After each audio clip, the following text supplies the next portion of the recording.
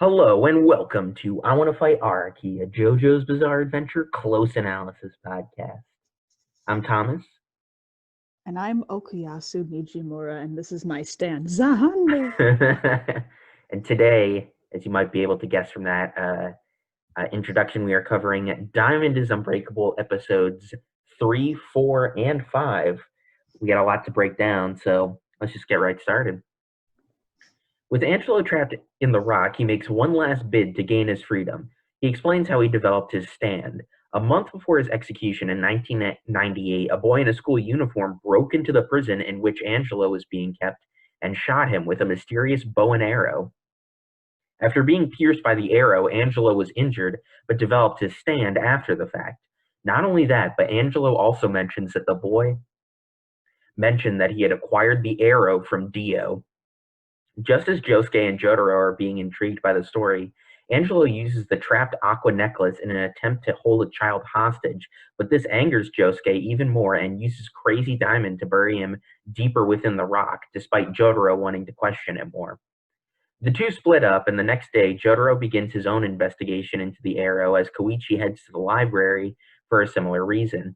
Koichi discovers that the amount of missing persons cases in Morio since the start of 1999 have skyrocketed at 10 times the national average.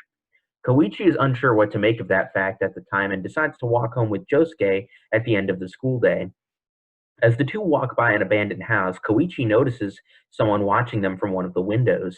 While Josuke believes it to be nothing, Koichi pokes his head between the gates and is trapped there by a boy wearing a school uniform emblazoned with symbols for dollars and yen. At the same time, Koichi is shot by the arrow that pierced Angelo. Koichi passes out and begins losing blood, but just as Josuke runs to heal Koichi, he is blocked by the first boy, who introduces himself as Okuyasu Nijimura, after which he summons his stand, the Hand, a blue and white humanoid with a ripple pattern on its right hand and covered in the money symbols. Okuyasu uses the Hand to attack Josuke with a right swipe, but is easily countered by Crazy Diamond. Okuyasu tries the right swipe again, and while Crazy Diamond is able to hold it, Josuke worries that Okuyasu attacking with his right arm twice is indicative of the Hand's ability. The boy who shot Koichi, Okuyasu's older brother Keicho, berates Okuyasu for not finishing off Josuke quicker despite the power of the Hand, and as Josuke backs away from Okuyasu, the younger Nijimura explains his ability. Okuyasu explains that the Hand has the ability to scrape away matter and fold space together in such a way that it appears nothing has changed. With this ability, the Hand scrapes away the space in between Josuke and Okuyasu begins pummeling Josuke repeatedly, scraping away the space. Eventually, however, Keicho orders Okuyasu to stop as he notices Josuke's plan, that Josuke was deliberately standing in front of some flower pots that, once the Hand scrapes the space away, are sent flying straight at Okuyasu and send him to the floor. After defeating Okuyasu, however, Josuke notices that Koichi's body has been dragged inside the house by Keicho. Once inside, Josuke meets Keicho, who removes the arrow from Koichi's neck and prepares to attack Josuke with his stand, Bad Company. Josuke notices the flashing lights of Bad Company coming from the darkness and manages to dodge out of the way, but Bad Company's attack instead hits Okuyasu, who comes barreling in for revenge. Keicho calls his brother stupid for saying that if he hadn't come in, Josuke would have been killed, and adds that those who refuse to grow should die, preparing to kill Okuyasu with Bad Company. Josuke saves Okuyasu by busting a hole in the wall and heals it on the other side, and Josuke says that he'll heal Okuyasu if Okuyasu explains the power of Keicho's stand. Okuyasu refuses, and Josuke heals him anyway before heading into the house. Okuyasu questions why Josuke would do such a thing as Josuke heads deeper inside the house, deflecting the question. Eventually, Josuke finds Koichi in a room by himself. Josuke correctly deduces it as a trap after spotting a creature believed to be Bad Company in the rafters, but decides he has to try to save Koichi anyway. Just before he runs out, Josuke is grabbed by the Hand and it scrapes away the distance between Josuke and Koichi. As Crazy Diamond heals Koichi, Okuyasu says that he merely acted on his heart and that he and Josuke are now even as he leaves. Koichi recovers, and Josuke begins to look around for Bad Company with a lighter. He eventually spots it, and it is revealed to be a colony stand, hundreds of miniaturized soldiers, tanks, and even helicopters functioning as an army. With Josuke and Koichi held at gunpoint, Keicho reveals himself and forces Koichi to summon his newly manifested stand. After a bit of struggle, Koichi does so, revealing his stand to be a white egg with green swirl patterns around it. Keicho notices the egg crack slightly and says that he has seen enough, ordering Bad Company to fire on the two. Crazy Diamond kicks Koichi away and it begins deflecting bullets with a stand rush and inching ever closer to Keicho. As Josuke gets closer, however, he is hit with a landmine, hurting his legs, and while Crazy Diamond is able to deflect some missiles, Josuke's arm is ultimately hit by the weapons as well. With Josuke on the floor and surrounded by bad company, things look grim, but Josuke says that everything has gone according to his plan, and the two deflected missiles are repaired by Crazy Diamond and point blank launch at Keicho, causing a huge explosion and knocking him unconscious. Josuke and Koichi both recover, and while Josuke insists on leaving, Koichi says that they have to stay and find the arrow before anyone else does, lest it fall into the wrong hands. Josuke reluctantly agrees, and they begin searching the house for the arrow. Eventually, they spot it in a room, but just as they go to retrieve it, Koichi's leg is grabbed by what appears to be a small green monster. The two panic until Keicho appears and explains his goal in creating stand users. In actuality, the green monster is the father of Okuyasu and Keicho. In 1998, the Nijimura's mother died, and with the end of their father's business, he quickly became abusive towards the brothers. However, at some point, Dio became aware of the Nijimura's father and, moreover, that he was capable of wielding a stand.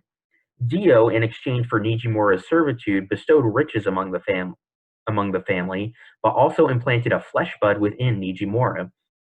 When Dio died, however, Nijimura still had Dio's flesh bud inside him, which caused it to mutate and bond some of Dio's cells with Nijimura's. Because of that, Nijimura has been left barely cognizant of his surroundings and immortal because of the vampire DNA.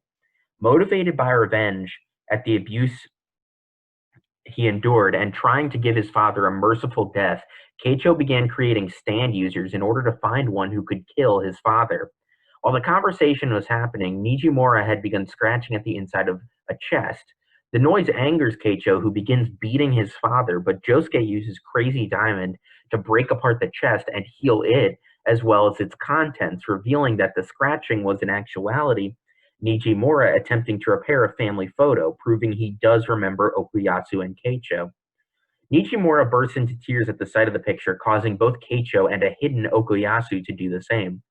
Josuke says that he wants to help in the search, but only if they'll find stand users who will heal Nijimura as opposed to killing him, but only in exchange for the bow and arrow. Okuyasu appears from the shadows and pleads with Keicho to give up using the arrow. Keicho says that he can no longer turn back after having killed so many people and prepares to kill Okuyasu for his incompetence, believing that Okuyasu is no longer his brother. As the two talk, Josuke notices a figure looking in through a skylight, and just as Keicho is about to kill Okuyasu, an outlet begins to surge with life, and a yellow stand with a humanoid body, tail, and bird head appears and grabs Keicho along with the arrow. The stand introduces itself as Red Hot Chili Peppers and says that it was created from Keicho using the arrow, but now it's its turn to use the arrow, sucking Keicho into the outlet. Just before Keicho leaves, he tells Okuyasu that the younger Nijimura was always holding him back before disappearing. Josuke, Koichi, and Okuyasu jump up to the roof in pursuit, but find no trace of Red Hot Chili Peppers or its user, but instead find the burned corpse of Keicho on some power lines. At the Morio Grand Hotel, Jotaro, who had been investigating the arrow's origins in Egypt, receives a call from Red Hot Chili Peppers to serve as a warning. The user says that he is tired of having to take exams, do a dead-end job, and now that he is going to have some fun. He says he doesn't want to kill Jotaro or Josuke, but if it's necessary, he'll do it. Meanwhile, after settling down, Okuyasu knocks on Josuke's home to walk to school with Josuke, much to the bewilderment of the young JoJo. Tomoko believes Okuyasu to be one of Josuke's friends and invites him inside for some coffee, and as Okuyasu enters, he tells Josuke that his mom is hot as an exasperated Josuke brushes his hair. End of episodes. It's me, the green monster. Boston. I didn't know that. I didn't know the Nijimura family was from Boston. Oh man, there's so My much in my these episodes. You my want to man start? literally just. My theory now is that he, worked for Dio not to get money, but because he knew that one day He's a really big Red he's Sox a fan. big Red Sox fan. He wanted to be their mascot so badly, but like he couldn't do it. He applied so many times, but he never got in. So he's like, "How about I legitimately become the Green Monster?" And so, but little did he know that he lost all of his cognitive function in the process, just like It's a most heavy price to baseball pay. fans. Am I saying that baseball fans are stupid? Maybe a little bit. I like baseball. I don't know anything about baseball. Oh, that's baseball. Oh, that's a baseball. All right. I actually have notes, as I Yeah, always do, but they're like more notes, I and know. they're actually divided into sections. I have a few things here, but why don't you start? Ooh, what should I start with? I have several sections here. Um, ooh, should I start out with the little stuff or the big stuff? What do you say, Thomas? Little or Let's big? start with the little stuff and then move our Okay, way up. little stuff is I have two interesting, lovely, lovely things about the art style, as I often do, because the part four art style, as you may have heard in the last episode is brilliant, and I love it so much. I love everything about it. I went on like a Yeah. 10-minute rant about it. Now I have two more things that I love. So there was at one point where they were all on the roof of the house, and the clouds were pink and the sky was teal and the sun was pink as well. And I was like, bruh, that's good. It's so beautiful yet so surreal. It like fit the moment where it was like a mystery. This, Keicho's dead now. Who killed him? Oh no. Right. And also, there's a bit in the backstory that I thought was pretty cool where they had a transition where it was talking about how their dad got a lot of money. And it was right from their poor to him getting a lot of money. And you see like the flesh buds like wiggling around. And then in the Yeah. background, you see like the shadow, like the very faint shadow of Dio's famous pose. And I'm like, bruh, hmm that's pretty good right there. I like Yeah, that. it's super cool. Okay. Um, yeah, I mean, I don't really have much to add to the art style. I guess we can just talk about I'm trying to think where I want to talk about. I guess I just want to I start with have one more little thing if you want me to. yeah, go for it. Okay, so there's this bit towards the beginning where Jotaro goes over to Tomoko's house and she's like, I love you, I love you, I love you, I love you, all that stuff. hmm And he's like, Joseph's not here, he's too old. But then says if Joseph was here, that he would have protected her from all of the upcoming dangers. Says Yeah, that he's old and cannot come here to protect people anymore, so Jotaro is there in his place. It's very much like Joseph is a good guy at heart, hmm and it's very much a passing on of the torch sort of vibe again. I'm here to do what he would do in his place. In his definitely. place, I which mean, I I just think thought was the cool. whole, I mean, it to me, it's a little bit surprising that, um, I mean, this is like an extremely, extremely minor, but like to me, it's a little bit like funny slash surprising that like um, Tomoko confuses the half Asian Jotaro for the Yeah, all white Joseph. they do Um, look different from each other. yeah, I mean they look pretty different. But I mean like I guess like young Joseph has a little bit of a resemblance to young Jotaro, but it's not like Tomoko ever knew young Joseph. Um, but yeah, I mean I definitely think like the passing of the torch is interesting. It's a pretty big theme in this episode. They actually like reference Stardust Crusaders quite a bit in these episodes. Indeed, Um, they do. but yeah, I think the idea that like so like the idea that Joseph in Stardust Crusaders was like he was the advisor, like he had been in a situation like this previously. He had been around the block a few times, and was a little bit wiser in that aspect. And so Jotaro is similarly in that way, where he's very much kind of an advisor to Josuke. Like, obviously, Jotaro is not as old as Joseph in these in Diamond is Unbreakable, but nevertheless, kind of like fills that role. So like, not only is Josuke like the new Jotaro, but like Jotaro has become the new Joseph, I guess. You get to see the act of the passing on the torch happening. Definitely. And I think that is a good scene. That the fact that Tomoko confuses the two really hammers that home. Oh yes. Um, For our first big conversation topic, I have a section for each character. You want to start talking about my boy Josuke? yeah, sure. I mean, I think um, so. Most of what I have for Josuke is honestly like pretty small stuff. Like maybe you have more that we could talk about, but I have a I surprising amount for Josuke.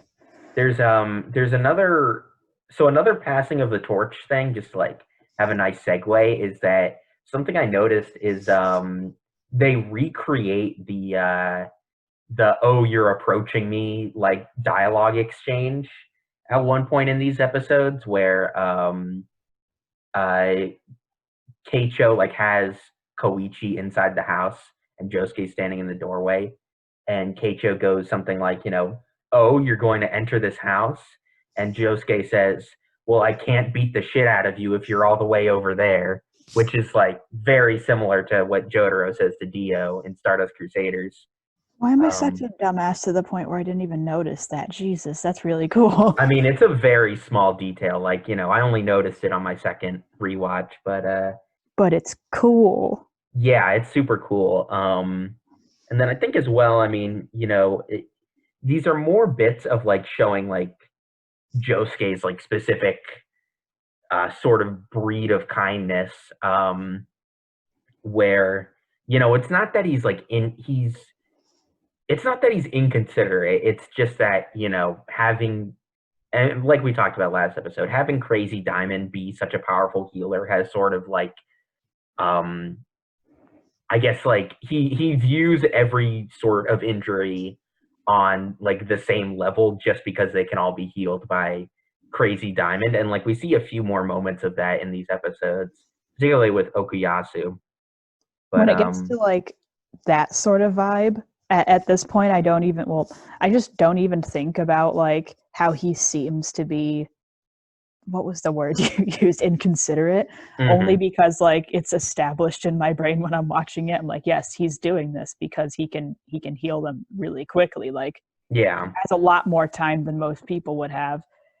There was a whole lot of like little bits that very much contributed to my man Josuke's lovely, lovely moral compass, which I love. Mhm. We have, hold on, let me consult my notes.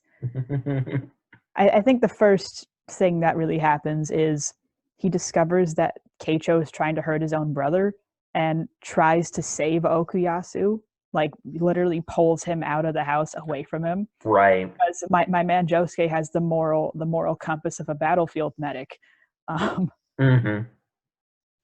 and then you also have that bit where he heals Okuyasu's wounds despite him not giving him the info he wanted. He's like, I won't heal you unless you tell me this. He's like, I'm not going to tell you. He's like, fine, I'll heal you anyway. Like, it's great. He's just a very good lad, and it's very good. And another bit was when Josuke knew that, you know, my man Koichi was there, and it was all a trap. He's like, well, I know it's a trap, but he's gonna die, so I have to Yeah. go in there anyways. Like, he's very, especially since he can't heal his own wounds with Crazy Diamond. Even like knowing that, he says, well, you know, he, why can't I talk, bro? Goddamn. So he goes He in there risks his own life. anyways. He risks his own life to save Koichi, knowing he can't heal his own wounds in order to heal Koichi's wounds. So Yeah, he's good. He's a good boy. definitely. I mean, I And think sorry, go ahead. I just this actually, you should probably go first because this is like a thing about Josuke, but like a little bit off that topic. No, I was just gonna say, I mean, I think there's quite a number of moments where Josuke does these things. I actually think like the battlefield medic is a really apt comparison, where he's just like, get down, like, and like maybe it's just because like Bad Company has like the army aesthetic going, and like that's sort of what's making the It connection. fits. Yeah, but like he's just like, puts his head down, and then just like gets right back into it. Yeah, that's all I was gonna add.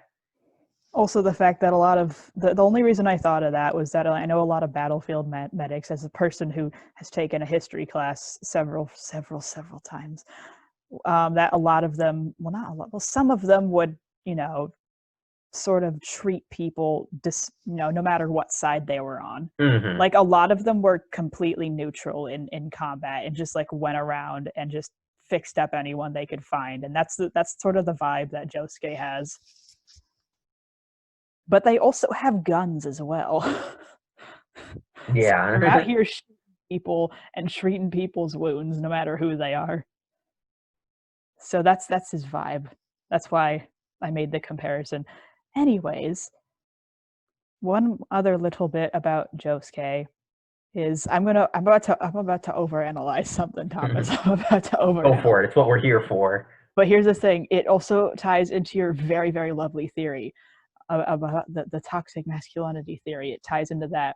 So I feel like Josuke saying, like, literally the simple statement where they're discussing whether or not to go into the Nijimura house, and Koichi's like, maybe there's ghosts in there, and Josuke says, bro, ghosts are scary, I don't want to go in there.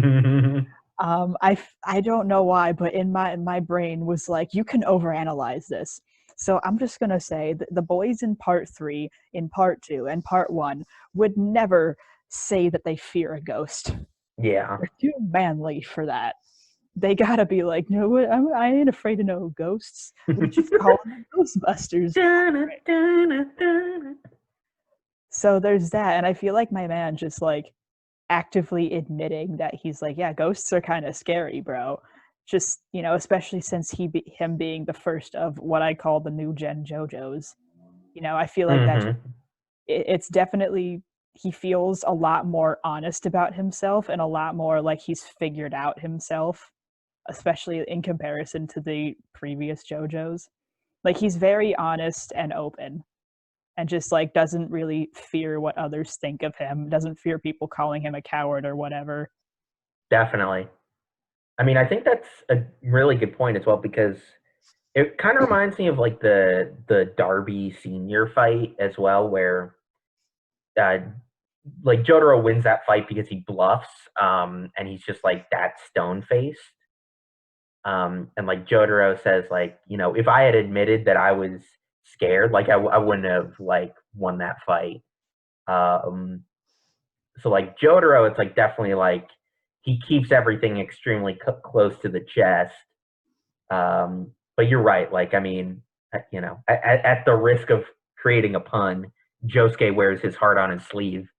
Um, That was good. That was good. I applaud you.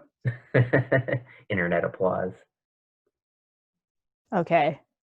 I have one more thing about Josuke, unless you have other things about Josuke.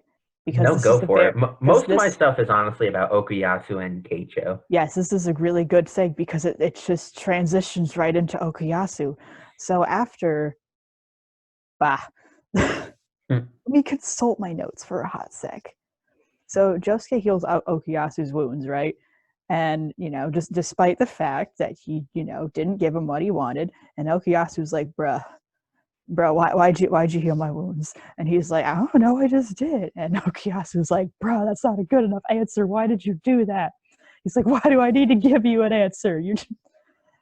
And so it was just very interesting that Okuyasu was so adamant about getting an answer because he was very confused about it. And Josuke ended up saying it was because he had no reason to die. That's definitely like a little bit just more contribution to his vibe. Hmm. Like he won't, unlike maybe Jotaro, who probably would have let him die, and Joseph, who definitely would have let him die, probably, well, maybe not him, but like in other circumstances would have done a different thing. He's like, well, I will take time out of my day while I could be going to save Koichi, to save this other person, simply because there's no reason for him to die. Mm-hmm. And this is a great way to transition, because at one point, when Okuyasu is asking him this question, where is it? He says, I'm not very smart, so you need to tell me. So this is definitely a big thing where I'm like, yes, I know a lot about him now just from this little line.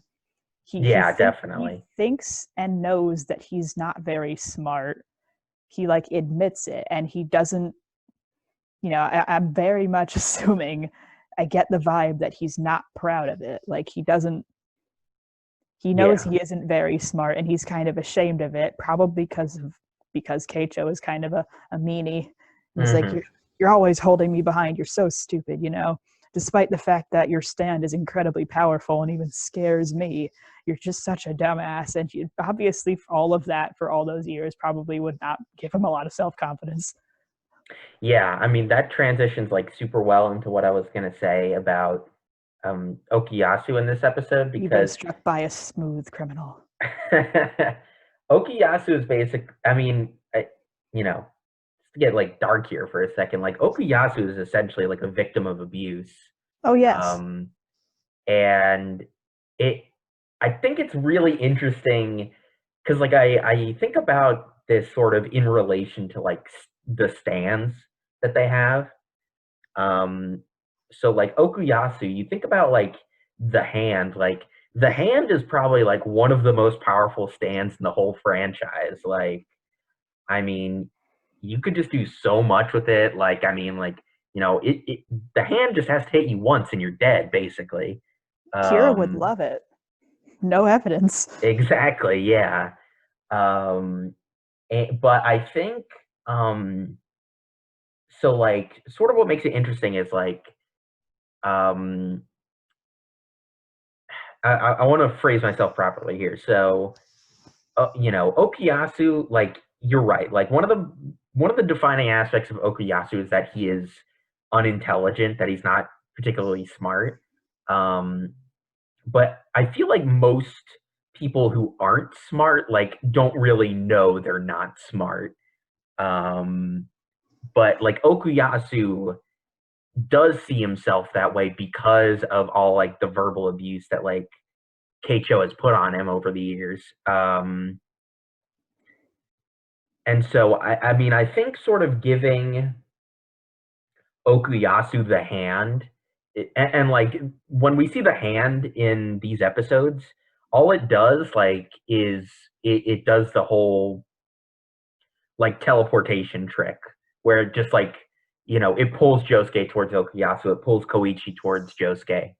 Like that's the only trick Okuyasu has in the hand's pocket, and so like even though the hand is like can be like extremely versatile in a lot of ways, um, Okuyasu's ability to like use it creatively has been stifled by the fact that Keicho views Okuyasu as dumb and like as an idiot.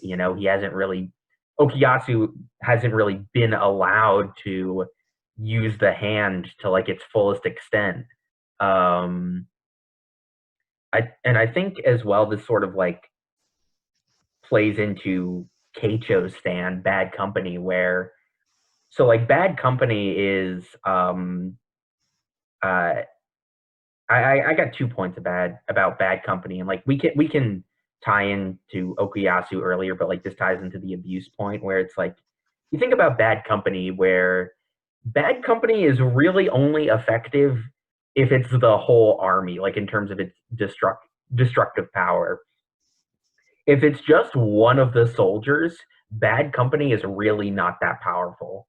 So the way I sort of interpret this is that you know, like Okuyasu for his entire life, because of first his dad and then Keicho, has dealt with like these little insults and these little pokes and like holes in his self confidence, and like they're not life threatening necessarily, but enough of those little holes have kind of warped Okuyasu's sense of right and wrong and his self confidence.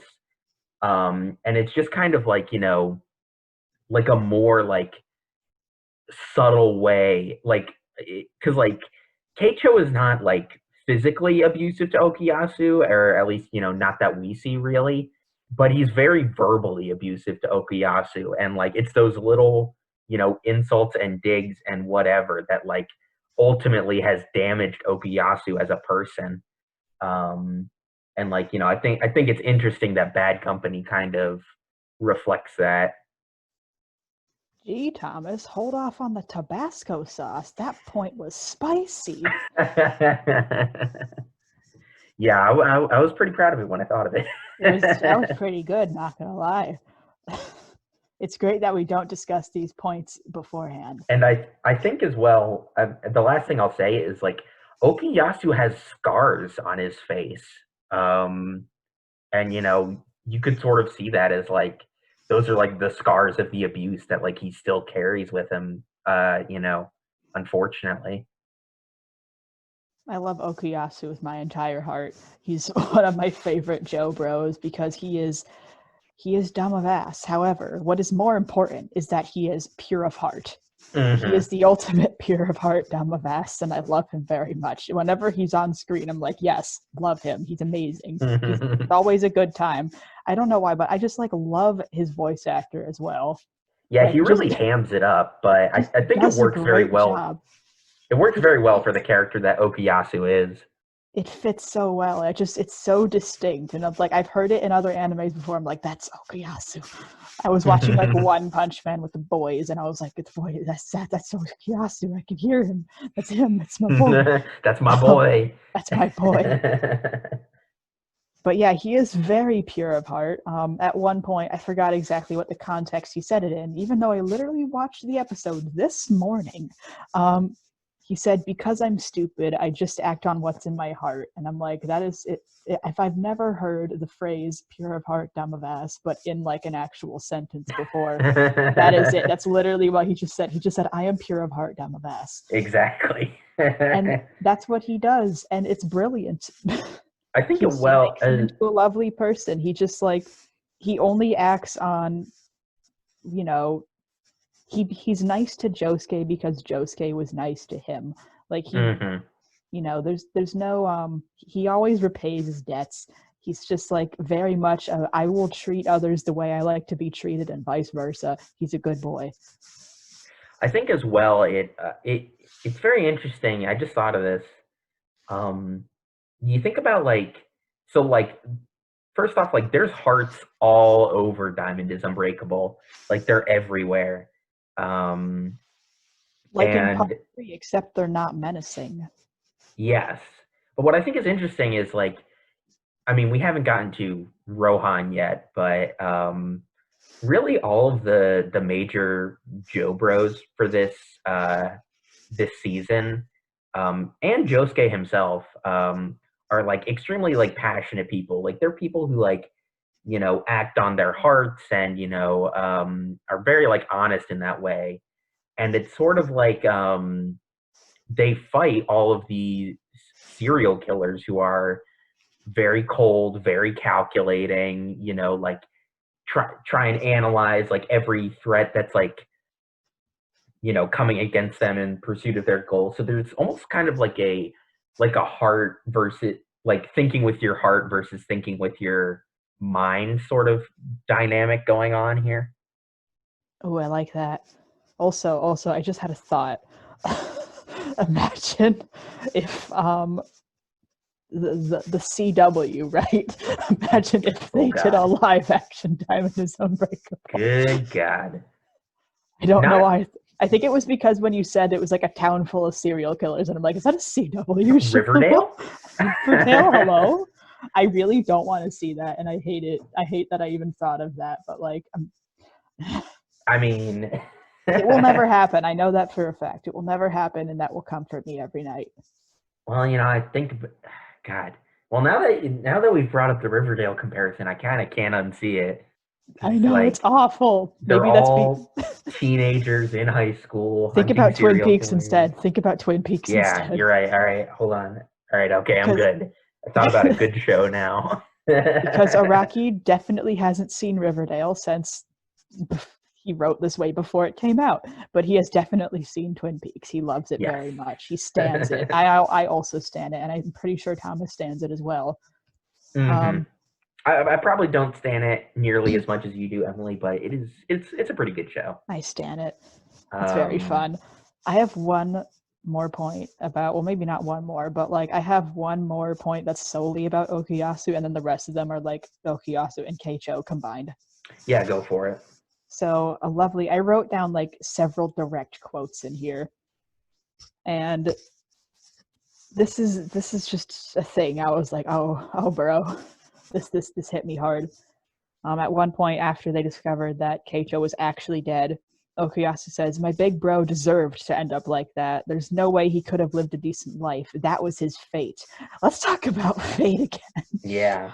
And it's just the fact, and also the fact that Okuyasu was like, he still loved his brother despite the literal verbal abuse. hmm And in the end, he was, I feel like he's a lot smarter than he thinks he is, Definitely. because he very much he has, I feel like, in order to have a strong moral code for the most part, you got to have at least a couple brain cells. And Homeboy was like completely, he looked past any of his attachment to his brother and said, you know what, he killed a lot of people, so he probably deserved this. And hmm he thought, he like literally thought about the future and was like, he couldn't have lived a decent life like that. Like, he's not a complete dumbass. He just thinks he is. Of course, he's still not the smartest. He is a legitimate dumbass, but he's just not nearly as stupid as people. He's very much like, I'm gonna bring this quote up again for the millionth time. I may be an idiot, but I'm not stupid. Yeah, exactly. Um, I mean, I think that's definitely true. I think as well, like it Okuyasu, like, is maybe not like book smart, but like he's sort of I don't know if I would say like emotionally intelligent, but like he understands like more nuances about situations than like you would Street maybe smart. expect him to. Yeah. He Um, got that EQ instead of that IQ. exactly. Um, Me too, man. something that I just thought of. It's like an extremely small point, but I think could transition nicely to like Okuyasu and Keicho together. Is Keicho is a lot more interesting than I remember him being. honestly, yeah, same here. But Okuyasu and Keicho, their names are supposed to be puns on the words billion, trillion, and then Kyo Nijimura from JoJolion is supposed to be quadrillion, I think. Um, and what I think is kind of interesting is, I mean, something I think is kind of interesting is like, so like they basically established that the Nijimura's father was like greed was like his downfall. Like he literally turns into a green monster. Like they're pretty. Baston. It's not because of Boston. It's because of greed. Because people from Um, Boston are greedy. um, so and so like Okuyasu is like the lowest like numerical amount of money. And like they all have like a money aesthetic to them. So, like Okuyasu's pun is like billion and Keicho is trillion, which obviously like a billion of anything is a lot, but um Certainly the not as much as a trillion. yeah, it's not as much as a trillion, and like that's more like, he Okuyasu is not as blinded to things as his brother is, ironically enough, despite the fact that Keicho is a much more, as he says, methodical person. Is Araki making making a commentary about capitalism? I think he might be. Not until part 7, probably, but Oh boy. But yeah, Okuyasu, I guess that would make him the least greedy, and he definitely seems as such. mhm. but at the same time, the most morally there. Exactly. It goes hand in hand. All right, so just a little point about Keicho here, just for fun, because it's the first thing I wrote down. The first thing I wrote down about Keicho was when he was talking about the stand arrow, and this was just a very interesting line, especially when you think about it in terms of the rest of the series. He's talking about the stand arrow and how, he stabbed Koichi. Oh, I also have points about Koichi as well. We could talk about him Yeah, after same we here. talk about Keicho. Of course, I have points about Kuji. Anyways, he says, I pulled the ability from your mind. The worse the villain, the more they have. And I was like, ooh, what does Yeah. that mean? That explains why all the worst people have incredibly powerful stands, unless you're Okuyasu and you're an absolute sweetheart, but your stand can literally erase reality. But you Yeah, I don't think use that's it to erase reality that much because you're a good person who doesn't want to. I think that's a really interesting point. Yeah, I mean, it definitely gets expanded on in part 5, I would say the most. The concept of a person's sort of self Resolve. resolve and how they view themselves definitely impacts the nature of their stands. The more of a narcissist you are, the more powerful your stand is. Exactly, yeah. That sounds Which, it's a great I mean, concept. it's pretty terrifying if you think about it, It's very alarming because narcissistic people are generally not pleasant to be around. I don't No. want to give them anything that's powerful that can erase reality or speed up time or slow down time or reverse time or blow things up. I do think it's interesting. I mean, the point about, and I kind of did want to talk about this briefly, but why is the hand so powerful? What aspect of Okuyasu's personality causes the hand to be you know, it can erase existence basically. See, I always just thought of it as something that was supposed to be kind of ironic, where it's brains and brawn, where he is just the brawn entirely, where he's just all of his D&D points were allocated to brawn and not brain. Yeah, I think that makes sense. Yeah.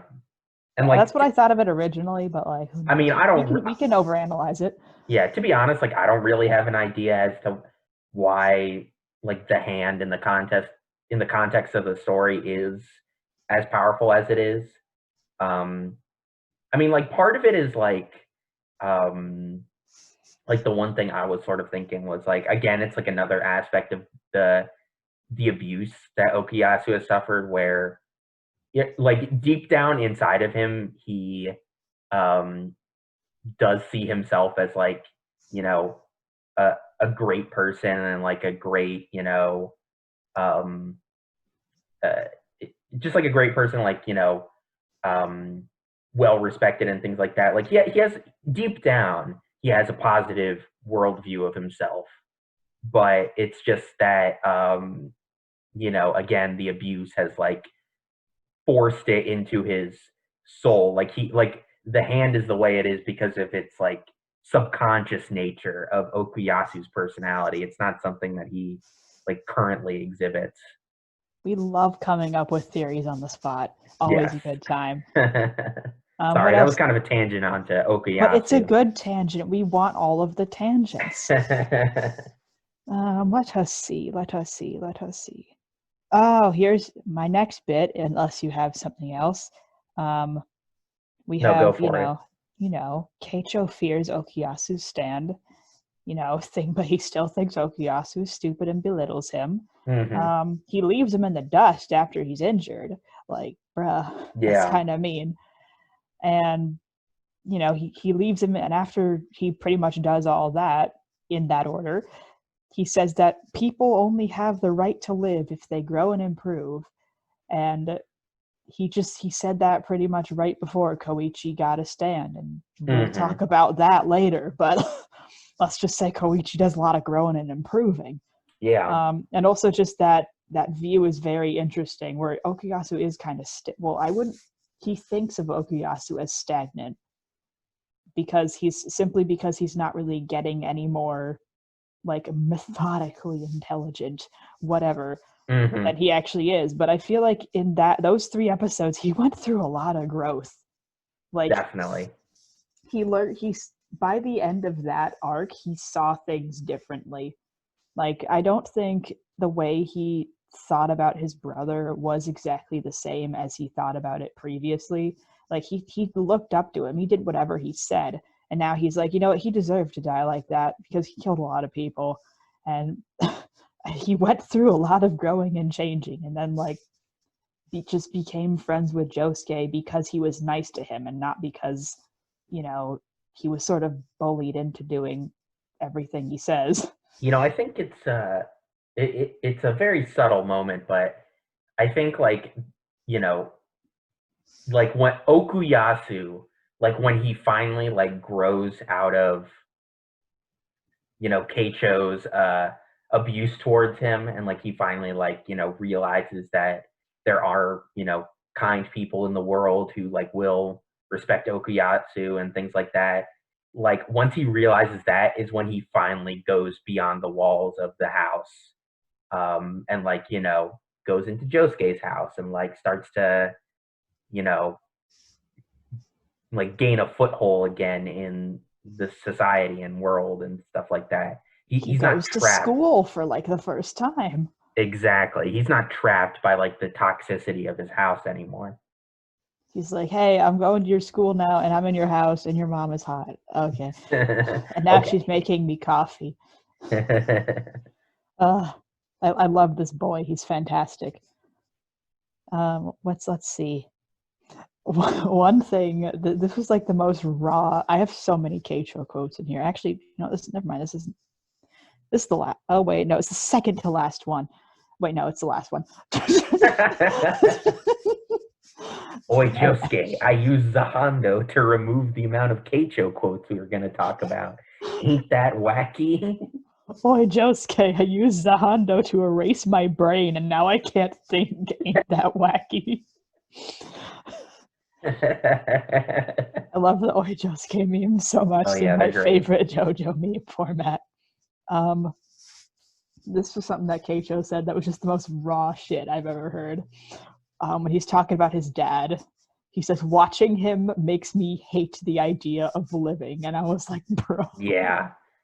Honestly, Crawling in my skin. I kind of feel that though, because if I was like constantly attached to this goblin creature who can no longer really form memories or use his brain at all or recognize people or do anything really except for exist, and I had to like watch it and just became attached to this thing, and I had to take care of it because of some sort of obligation to, I would sort of start to hate the idea of life too if I thought that was all I had in store for me. Not gonna lie. Yeah, I mean, for sure.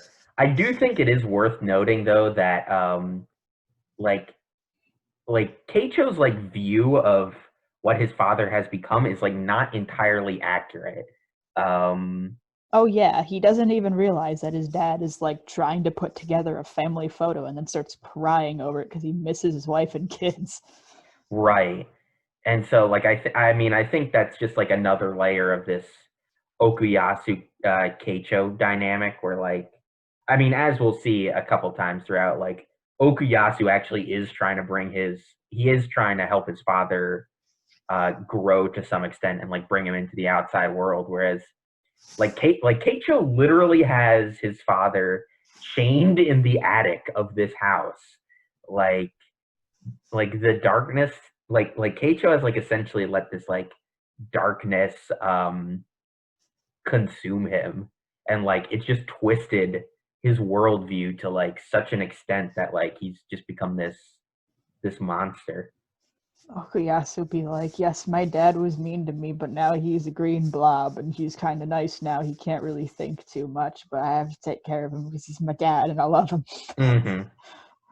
You just go into a PTA meeting. This is my dad. Everyone gives Bring him to him the a look. parent-teacher conferences. Oh boy. No, and no, I just had a funny thought. He brings his dad to the parent-teacher conferences, also brings Jotaro. Jotaro is my new father. He will speak in place of my actual father, but I wanted my dad to be here because because he's my dad. I love him. My Two Dads, starring Okuyasu Nijimura. Oh Lord. I feel I'm gonna go off on a bit here, but like in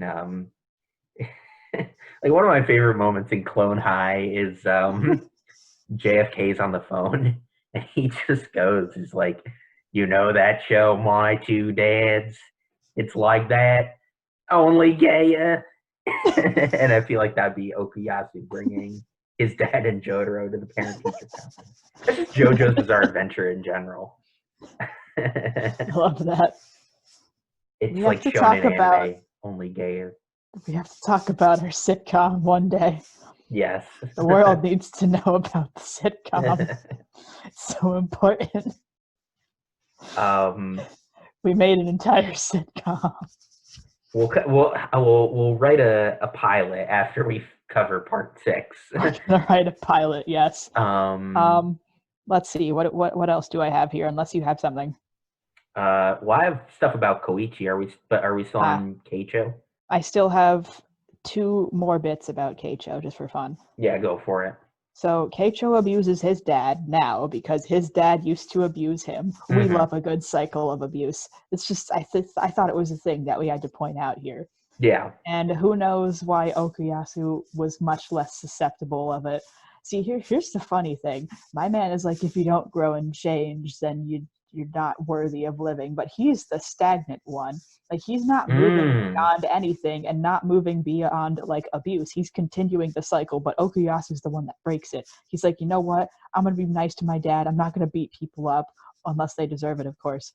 And I'm going to do good things. I'm gonna try to heal my dad, be friends with Josuke. We're best friends now. We're gonna go do things like steal money from middle school. That's a really great point, though, Emily. Totally. I mean, I think I had never thought of it that way before, but you're totally right. I think as well, like you could even see that where Josuke is like, hey, like, have you tried to like find any stand users who could like conceivably heal your dad instead of killing him? You know, like.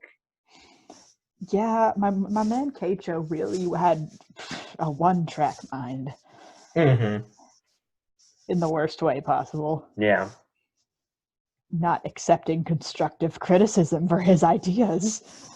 Maybe, oh man, I feel like this cracked the whole thing open. Maybe as well, you could also see like Okuyasu's growth, like with the hand, where like the hand has the ability to like move Okuyasu closer to whatever his goal is, by like folding space together. Whereas like Bad Company like is basically only effective like if it's all like in one place together. We are bathing in Frank's red hot famous what kind of sauce is it? Buffalo Chili sauce. Buffalo sauce, chili sauce, whatever kind of sauce, whatever it is, it sure is spicy. All right, I have one more thing about Keicho. Yeah, go for it. He falls into that I'm already way too deep in and I cannot swim upward anymore, so I might as well keep swimming down sort of thing.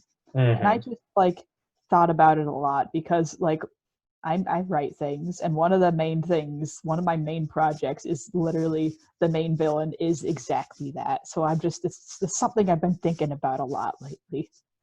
I can't stop doing bad things now because, as Okuyasu said, he would never be able to live a good life after this because he killed people, bro. I mean, I definitely think I don't know. I don't have that much to add on that point because I feel like it's a pretty succinct, like definitely telling about like Keicho's personality and things like that. Yeah, I don't know. Yeah, that's it. Okay. He's dead now. He got killed by. Keicho's dead now. I think of that meme that I sent you where it's just like the opening to Hercules, and then along came Zeus. He held his thunderbolt, and then it's just Keicho getting killed. Yeah. Honestly, I'm once we get to the Red Hot Chili Peppers fight, I'm honestly very excited to hear your thoughts on it because he's one of your favorite characters. You know how much I love Akira. Only because I do the shred. I like to play guitar, and we had a whole thing about that where I have my harem of guitars. They're all my wives. There's only 2 of them. And I don't know, I just think Akira's like very fun. There's a lot of really fun villains in part 4. All of them are so fun. Yeah, like very Okuyasu's a interesting as villain well. for 2 seconds, and he's so fun. Like Rohan. Rohan, my god. All There's right. so many fun villains. Should we talk about Koichi a little bit? Yes, but first I also need to say that I'm just we were playing the JoJo fighting game, and I was attempting to main Akira for reasons of he is super hard to use because he kind of sucks. Like I will destroy Thomas with several characters, but never will I destroy him with Akira because my god, homeboy is so slow. But I still use him every time anyways, just because I'm legally required to. You gotta respect the glam rock. I gotta respect. That's my whole thing. That's my thing, guys. That's my thing. I know about every single glam rocker that has ever existed, and I stand most of them. Most of them. To be clear, most of them, because some of them suck. Some of them are assholes. Some of them are mean. I only stand the ones that are not so mean. Yeah, so Koichi in these episodes. Coochie. I mean, there's a little bit of stuff here. We're not going to get. Literally, the next episode is a Koichi focused episode, so we're probably going to have more to say there. Yeah, I mean, I think it's like Koichi is like probably the de facto example of his stand reflecting in his personality and like how it changes over the course of Diamond is Unbreakable. Koichi's probably the most developed character in this particular part. And I think just like, well, first off, and like, I don't know, maybe I should save this for the silly stuff, but like, just the image of like, Bad Company, it's like an entire army and, the Hand and Crazy Diamond are like these total rip dudes. Koichi's stand is egg. Egg. See, I think it's important to note that it reflects how useless he is at first. Mm-hmm. He's kind of useless in the first few episodes. He doesn't do anything except be afraid of things. And then character development happens. My man is like, hey, he was very adamant at one point about doing the right thing and going off to find the bow and arrow before it could hurt everyone else. Right. And Josuke is like, oh, he's much braver than he looks. And then next thing you know, in the next episode, the egg's going to hatch. And now he has a stand that does things. Right. And I mean, I think as well, like, because like when Koichi first summons the egg, like Keicho notices like there's been a crack in the egg already. So like even just like having known Jotaro and Josuke for like really only a couple of days, Koichi's sort of wet blanket doormat personality is like starting to, come out of its shell in some way. He's being forced into some wacky situations. He's got to evolve to fit those. Also, my stand, the ego. I just had to say that because I thought about it. Lego my ego, am I right? Is that ego? What does it do? It does ego. nothing. Just an egg, bro. You can probably cook it and eat it. What would happen if you ate it? Can I eat a stand? Can I offer you an egg in this trying time? Can I offer you a nice egg in this trying time? I think what is kind of interesting though is like even like the fact that like his stand, and like we're not joking, like his stand is literally just a giant egg and that's it. I feel like the gang knows about this because they've I mean, seen it yes, before. but I guess I just want to make a point where it's like, he has this useless as fuck stand to start with. Um, and like he still tries to use it to save Josuke because like there's one point where he's being attacked by bad company and Koichi's like, well, if I can summon this stand, like maybe I could use it to like knock Keicho off his legs or whatever. Um, and like that doesn't end up working, but I the will fact throw that this like egg at Koichi, him. what? I will throw this egg at him. Exactly. I mean, the fact that Koichi like tried to do something even with a stand like as useless as this egg, definitely shows like Koichi is getting braver and braver as time passes. Uchi gets mad character development, and some of it is good development, and other, I may argue, is not the best development. Cough, cough, Yeah, it goes to some Yukako. weird Cough, places. cough. I mean, I love Yukako so much, but at the same time, the two of them should have not gotten together, I would say. Yeah, yeah. If I was Koichi, I certainly wouldn't have. I would be like, you know what? I wish you happiness, but no. I wish you all the best. But get the fuck out. I think that was all the serious stuff I had. Did you have anything else? That's also all the serious stuff I have. But my God, do I have not a lot of silly stuff, but there's some silly stuff. Yeah, these episodes were kind of dark, but like there are like one or two things. There's like a lot of really subtle things that I loved, like when Josuke walked right past Okuyasu while he's distracted. Okuyasu's going on this whole rant, and then suddenly, he's like, "Hey, get back here!" One of my favorite moments is like when we first see the hand, like Okuyasu makes this big speech. He's like, "I am Okuyasu Nijimura. Like I will defeat you using the invincible power of the hand." And like he goes to attack him, and like I think like mid speech, Crazy Diamond just like decks him in the face, like Yeah. and cuts him off immediately. I think the most the funniest bit for me in these episodes, I just loved it so much, was at the very end where Akira calls Jotaro over the phone, and they're talking, and then the phone explodes. Yeah. And then right after that, Jotaro doesn't say anything. He just sits down, sips his tea, and gives us a good old yada yada. Exactly. He's just so tired. He's just completely used to seeing stuff like that. He's like, the phone this is my life explodes. now. He just sits down. Gonna go back to the Dolphins. Yeah, I think I don't know. I'm trying to think of anything else that really I have one more stuck out. I just think it's kind of, I mean, it's not like haha funny, but like it's a little bit humorous that Okuyasu gets taken out by flower pots. It's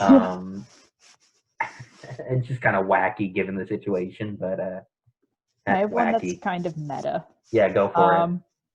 Hold on, where is it? Okay, so Josuke insults Keicho for, like, Keicho comes out, he reveals himself and, like, starts talking about how his stand works, and Josuke insults him. He's like, "Oh, you came out here just to explain how your stand works?" And, like, Araki's making fun of himself. But I'd like to connect this to one little theory about the new gen, old gen JoJo's.